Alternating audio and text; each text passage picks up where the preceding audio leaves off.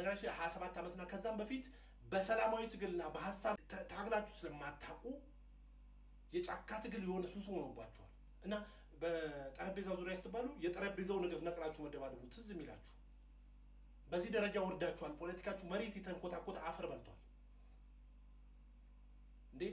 ኤርትራን ብትወል ሌሎች ሀገር የግል ኢንተረስታቸውን እንኳን ቢያስፈጽሙ አይሆንም እንደው ቢያስፈጽሙ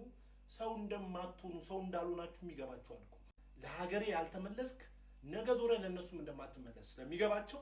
እንደ ፈረስ ብሎ ይጋልቡና ይተከሙና መሃል አስፋልት ላይ ጥሏል ዝም ብለሽ እያልክ ትኖራለህ እንዴ እናንተ 4 ኪሎ ለመግባት የትኛውንም አማራጭ የኢትዮጵያ ህዝብ ጥቅሙንም ምኑንም ይጣ እኛ ግን 4 ኪሎ ብቻ እንግባ ብላችሁ እንዴት ታገላላችሁ ብራዘር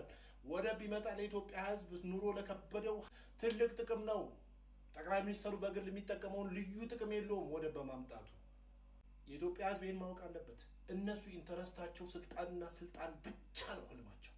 ሉዓላዊ ጥቅሙ ተከበረ ህዝቡ እንደ ህዝብ አረፈ የኑሮ ውድነት ረከሰለት እነሱ they don't care about you በነገራችን ይሄን ኡነታ እየመረረን ቢሆን ጠጣ